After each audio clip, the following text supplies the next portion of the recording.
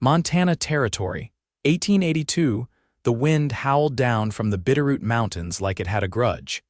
And by the time Fletcher Price rode into the frozen edge of the tiny town of Marrow Creek, his coat was stiff with snow and his horse was trembling beneath him. He had not planned to stop. He rarely stayed anywhere long. But then he saw her standing on the porch of the boarded-up mercantile, arms wrapped around a little girl, a boy clinging to her skirts, and two horses tied off beside a buckboard that looked ready to fall apart. The woman's eyes met his as he passed. Wide, dark, and tired, but she did not flinch. She just held her chin high and shifted the child on her hip. Fletcher rode on, but something pulled at him. 5 strides past her, he stopped his horse. He looked back. She was still watching him. He turned around. "Ma'am," he said, tipping his hat as he drew near, "you look like you could use a hand." Her lips trembled for a second, but she steadied them. "I am not looking for charity." "I did not offer any," he said simply. The boy, maybe 7, stepped in front of her. "We do not need help," he said, trying to look fierce. "We are just waiting for Mama's brother." The girl, younger, stared up at Fletcher with a hopeful face. "Mama said Uncle Simon might not come." Fletcher's eyes flicked back to the woman. "Is that true?" She hesitated. "Yes, he is in Helena. Might not make it before the snow locks the pass." "You planning to winter out here?" he asked, glancing at the broken windows. She straightened. "We do not have a place here, but I have a job waiting at the boarding house in town. I just need to settle a debt first to get the key." "How much?" She blinked. "Excuse me, how much is the debt?" he asked again. She looked away. $53, he whistled low. "That is more than a boarding house job pays in a season." "It was my husband's," she said, her voice low. "Before he passed, he borrowed against the wagon and horses. Mr. Creighton says I cannot stay in town until it is cleared." Fletcher glanced at the children. "And your name?" "Vera Jennings," she said. "This is Samuel and Susanna." Fletcher dismounted. He reached into his saddlebag and pulled out a small coin pouch. Vera stepped back. "I said I do not want charity." "Good," he said, "because I am not offering it." He handed her the pouch. "Call it a trade." "For what?" she asked, her hands closed tightly at her sides. He smiled just a little. "For your heart." Vera stared at him. Fletcher shrugged. "You pay the debt, get that job, I will be on my way tomorrow, but if someday you find you might miss me, well, then you will know it was a fair deal." "You are mad," she whispered. "Probably," he said. She held the pouch in her hand, weighed it. Then she looked up. "Why would you do this?" "Because I know what it is to be stuck," he said.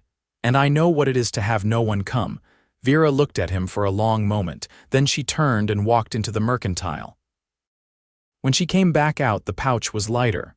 She held a key in her hand. Her eyes were wet. "We have a room," she said.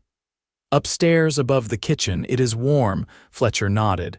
"Good, you can come by," she added, voice soft. "If you want supper." He tipped his hat. "I would like that." The boarding house smelled of stew and wood smoke. Vera moved through the kitchen with sleeves rolled high, her hands red from scrubbing. Fletcher sat at the table, Samuel and Susanna beside him, both eating like they had not seen food in days. "You are staying in town?" Vera asked, pausing to ladle more soup into his bowl. "For a bit," Fletcher said. "I took a job hauling freight from Missoula. Pays decent." She gave him a quick look. "So you are not just passing through?" "Not anymore." Vera's hands tightened around the ladle. Fletcher reached out and gently took it from her. Her fingers brushed his cold and slender. "You do not owe me anything," he said. "I know." "But I meant what I said." She looked down. "I barely know you." "You will," he said, "if you let me." Weeks passed. Snow came heavy and stayed. Fletcher stayed too. He carved wooden animals for Susanna, taught Samuel how to hold a rifle properly, and fixed the broken axle on Vera's wagon without a word. At night, he sat by the fire with her after the children slept. They did not talk much, just sat close. Sometimes she would fall asleep, her head on his shoulder. One evening, she brought him a cup of coffee and sat beside him on the porch. "My husband's name was Lewis," she said. "He died last spring, fever." Fletcher nodded. "I figured he was a good man, but we had nothing. He took out that loan thinking he could start something here. Then he got sick, and everything fell apart." You held it together, he said. She turned to him. I was angry at first, at him, at the world, but the day you showed up, I had 30 cents and 2 hungry children. You did not ask questions, you just helped. I saw you, Fletcher said. Standing there, you looked like someone worth helping. Vera looked away, eyes full. He touched her hand. I am not going anywhere, Vera, not unless you send me. She looked back at him then. I do not want to send you. He leaned in, slow and careful. She met him halfway. The kiss was soft, real, like something found after a long winter. Will you marry me? Fletcher asked. Weeks later, snow melting off the rooftops, Vera looked up from the bread she was kneading. You are serious. I never asked anyone before. She wiped her hands on her apron. And what do you want in return? He stepped forward and cupped her face. Just your heart, she smiled. You already have it. He kissed her again, and this time the children burst in from the yard, laughing and throwing snow. They laughed too, and outside the sun rose higher over Marrow Creek. The worst had passed, and love had stayed. By the time the river thawed, and the last of the ice cracked loose from the banks, the rhythm of their life had settled into something quiet and steady. Vera's mornings began before the sun, Flour dusting her sleeves as she baked loaves for the boarders, the children still curled under quilts upstairs. Fletcher rose early too, not for drifting anymore, but to haul freight between Marrow Creek and the nearby logging camps, the wagon mended by his own hands. One evening, after supper dishes had been stacked and the boarders' boots thudded overhead, Vera stepped outside to find Fletcher mending the fence rail behind the house. The lantern beside him cast an amber glow, the sawdust catching in his hair where it curled behind his ears. She leaned against the doorframe, arms folded, watching him work. You always fix things when no one asks, she said. Fletcher didn't look up. We don't wait for permission to rot. She walked out barefoot onto the packed dirt, the spring air warming her skin. You could rest, you know. Nobody's keeping tally. He set the hammer down, wiped his palms on his trousers. I rest when there's nothing left to build. Vera sat on the rail beside him. You ever think about building something for yourself? He hesitated, gaze dropping to the ground. Never stayed long enough anywhere to try. She reached for his hand, calloused and strong. You're here now. He turned to her, the lantern catching the lines around his eyes. I think about a piece of land, south of the ridge near the cottonwoods. There's a spring that runs year-round. Flat ground, good for a house. She didn't answer right away. Then, you want to farm? No, he said. I want a place to come back to, something that's mine. She traced the back of his hand with her thumb. Ours. That word hung between them. Not a question this time, just a truth settling into place. Later that week, Vera brought home a folded map from the post office, creased and smudged. She spread it over the kitchen table while Susanna napped and Samuel shaped kindling by the hearth. Fletcher stepped in, snowmelt dripping from his boots. What's this? Land parcels, she said. I asked the clerk. That spring you mentioned, he says the claim's still open. He stepped closer, scanning the markings. You want to file it? I think we should, she said. Before someone else does, he looked up, something steady in his eyes. You're sure? I want roots, she said. Not just for me, for them. Samuel looked up from his carving. Are we moving? Fletcher knelt beside him. Only if your mama says yes. Vera folded the map. We'll go look tomorrow. The ground was soft with melt when they hitched the team and rode out. Susanna sat between them, wrapped in Fletcher's coat, her head on his chest as the wagon bumped over thawing ruts. Samuel rode behind on the pony Fletcher had traded for 2 cords of firewood and a barrel of lard. They reached the clearing by midday. The spring gurgled in a crooked line through tall grass, cottonwoods just beginning to bud. Fletcher jumped down first, lifted Susanna, then offered Vera his hand. She stepped down and turned a circle, wind tugging her skirt. It's beautiful. Flat enough for a house here, Fletcher said. Barn could go there. He pointed toward a rise. You could grow beans and squash in that bend. Samuel ran to the water's edge, skipping stones. Susanna trailed behind him, her laughter echoing. Fletcher leaned beside Vera. You see it too, don't you? She nodded, eyes bright. I see everything. That night, back in town, Vera wrote the clerk's name on the corner of an envelope. In the morning, Fletcher would ride to file the claim. As she sealed the envelope, she looked over at him sitting at the table, sanding a latch for the new pantry door. "You never told me where you were headed before you found us," she said. He looked up, pausing. "Didn't have a destination, just a direction." She tilted her head. "And now," he smiled, faint but sure. "Now I have a place." She walked over, leaned down, and kissed his temple. "You have a home." He reached for her hand again, held it tight while the oil lamp flickered low. The outside world might still hold storms and debts and hard winters, but inside their small kitchen, the future had begun to root itself quiet, firm, and lasting. By late April, the ground had firmed enough for Fletcher to begin breaking soil, and Vera had taken to keeping a ledger of seeds and timbers, careful to stretch every dollar from her boarding house wages. They made decisions quietly, over supper or while folding laundry, each word shaped by the weight of shared labor. The land claim had gone through without a hitch, and a corner of the kitchen now held a rough sketch of their future home drawn by Samuel, who added a smokehouse and 2 goats with sprawling horns. One afternoon, as the shadows stretched long and the scent of pine rose damp from the thawed earth, Vera stepped into the small storeroom behind the kitchen and found Fletcher bent over a crate, sorting nails by size. "I saw Mr. Greeley on my way back from the butcher," she said. "He heard we're building. Offered to sell us his old root cellar stones." Fletcher straightened, wiping his hands on a cloth. "That man's been sitting on those for 3 years. He said he'd be willing to trade for labor. His daughter's due soon. Wants a new floor put in before the baby comes." Fletcher set the cloth down. "I'll ride over at first light." Vera leaned against the doorframe, arms crossed. "You don't have to say yes to everything." He looked up at her. "I don't say yes to everything. Just the things that matter." She didn't reply right away. Then, quietly, "It's not just work, is it?" "No," he said. "It's building something that'll last longer than me." She stepped closer, tracing the edge of the crate with her fingers. "I never thought I'd be part of something like that." "You are," he said. "You're the beginning of it." A beat passed. Fletcher reached into the crate, pulled out a short iron hinge. "I've been thinking about the door." "The house door," he nodded. "It should open inward.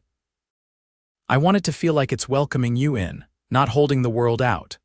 Vera watched him for a long moment, then reached out and took the hinge from his hand, turning it over carefully. "Let's build that." The next week, they moved tools and supplies to the clearing just past the cottonwoods. Fletcher rigged a lean-to for shelter, and Vera brought bread and smoked meat wrapped in cloth, setting out lunch for the children beneath a sycamore. Susanna picked wild violets from the edge of the spring, weaving them into a small crown that she gently set on her mother's head. Fletcher caught the moment from the porch beams he was framing, and his hammer paused mid-stroke. "You look like a queen," he called. Vera smiled at him, lowering herself into the grass beside her daughter. "Then you'd best build me a castle, Mr. Price." "I'm trying," he said. "But my kingdom's got splinters." "Then I'll fetch the salve," she replied. That night, Fletcher sat on the back stoop of the boarding house, oiling the handles of his tools. Vera came out with 2 mugs of chicory coffee, her sleeves rolled past her elbows, a scrape on her arm from hauling lumber. "I got a letter from my cousin today," she said, sitting beside him. "She's in Bozeman now, works at a millinery shop." He looked at her, curious. "Is she close to you?" "We were once," Vera said. "She asked if I'd ever come back east. Said she could get me a place in the shop." Fletcher didn't speak. Vera took a breath. "I told her no." He turned toward her fully now. "I told her," she continued, "that I have a house to build. And someone waiting for me when I get home." The wind moved through the cottonwoods in the distance, a soft hush like distant water. Fletcher reached for her hand, slow and sure, and she let him take it. "You're not just waiting," he said. "You're the reason I'm building it at all." They sat there until the light thinned and the coffee cooled, and Vera leaned her head against his shoulder not in weariness, but in belonging. Later, when they rose and stepped back inside, The door creaked on a hinge Fletcher had carved himself, and it swung inward just the way he'd planned. By early May, the frame of the house stood upright against the soft sky, its bones clean and square. Fletcher had finished the joists by hand, notching each one with care, and Vera had begun stitching curtains in the evenings, her needle moving steady as the firelight flickered low. The children had taken to gathering pebbles and bits of colored glass to line the path they planned to lay from the door to the spring. One morning, while Vera stripped linens from the boarding house beds, Mrs. Eberly, the innkeeper's wife, leaned against the doorway with a ledger tucked under her arm. "You'll be leaving soon," she said, not unkindly. Vera folded a pillowcase, smoothing the creases. "Once the roof's on." Mrs. Eberly watched her for a moment. "You've done good work here." "I'll miss your bread." Vera's lips curved slightly. "You'll manage, you always do." The older woman nodded, then added, "You sure about this, Vera? A house out by the river, that man." Vera didn't stop folding. "I've never been more certain of anything, Mrs. Eberly hesitated, then turned back toward the stairs. "Then I hope it gives you peace." That evening, after supper, Vera walked the long road out to the homestead alone. The wagon had thrown a wheel earlier in the week, and the children were with Mrs. Eberly's niece, who had taken a shine to them both. Fletcher was already out at the land, working by lantern light. The sun was just starting to sink, low and orange, when she reached the clearing. She found him on the roof, hammering the last of the shingles into place. His shirt sleeves were rolled high and sawdust clung to his arms. "Fletcher," she called, shading her eyes. He turned, then climbed down the ladder with a practiced ease. "You walked all the way out here?" he asked, brushing his hands on his trousers. "I needed to see it," she said. "Like this." He stepped beside her, following her gaze. The house stood in silhouette, the porch beam casting a long shadow toward the cottonwoods. The door frame was hung, no door yet, just the open space where it would be. "You'll want to hang the door before the rains come," she said. "I was waiting," he said. "Thought maybe you'd want to help." She looked up at him. "You want me to help build the door to my own house?" "No," he said. "I want us to build the door to our house." She said nothing for a long moment. Then she reached into her coat pocket and pulled out a folded scrap of paper. "Samuel's been drawing again. He says we should paint it blue." Fletcher chuckled low in his throat. "We don't have paint." "I know," she said, "but we could find a way." Later, he took the drawing from her, held it between them. "He's thinking ahead. He's following your example." Fletcher folded the paper and tucked it into his shirt pocket. "Do you ever regret it, letting me help that day?" "No," she said. "I regret not trusting you sooner." They stood there as the sky deepened, the wind carrying the scent of damp earth and pine. Vera reached down and loosened her boots, stepping barefoot into the grass. "I want to be married before we move in," she said. He looked at her, serious now. "Then we'll speak to Reverend Harmon tomorrow." "I don't want anything grand," she added. "Just the children and maybe a little bread and honey after. That sounds like the right kind of day." She stepped closer, resting her forehead against his shoulder. "There's still so much ahead." "There is," he said, "but we're not facing it alone." She stayed curled into him, the warmth of his body steady against the cooling air. He didn't speak again, just held her there as the stars began to prick through the darkness one by one, like lanterns lit slowly across a velvet sky.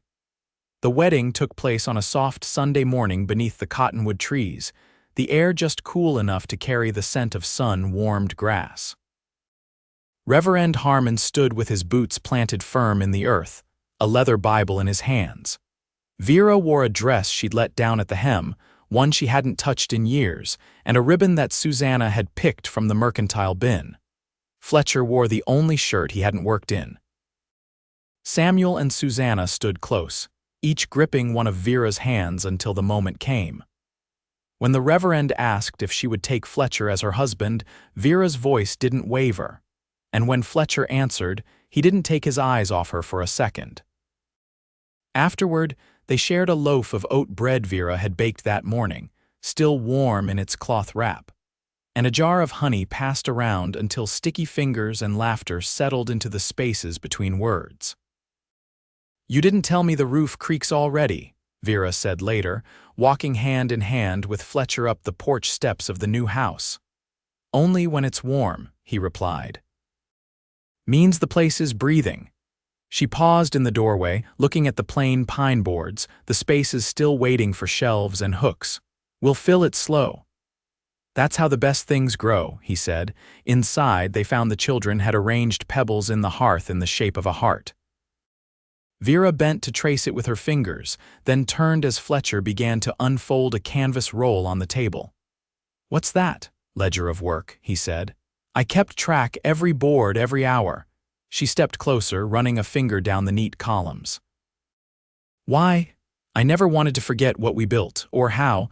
Vera leaned her forehead against his arm. "We've both come far." Fletcher kissed the top of her head.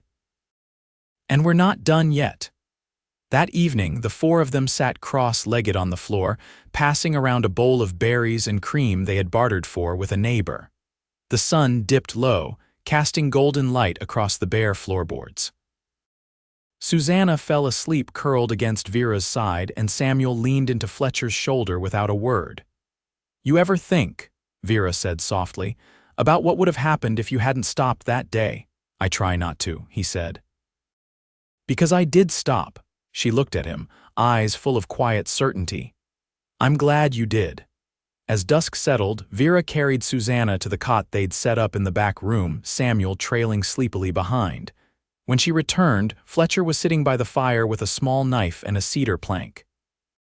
She watched him make a few careful cuts, then looked over his shoulder. He had carved a name into the wood, the Jennings place. "You didn't put Price," she said. He set the knife down. "It's your name. The name the children carry. This house is theirs too."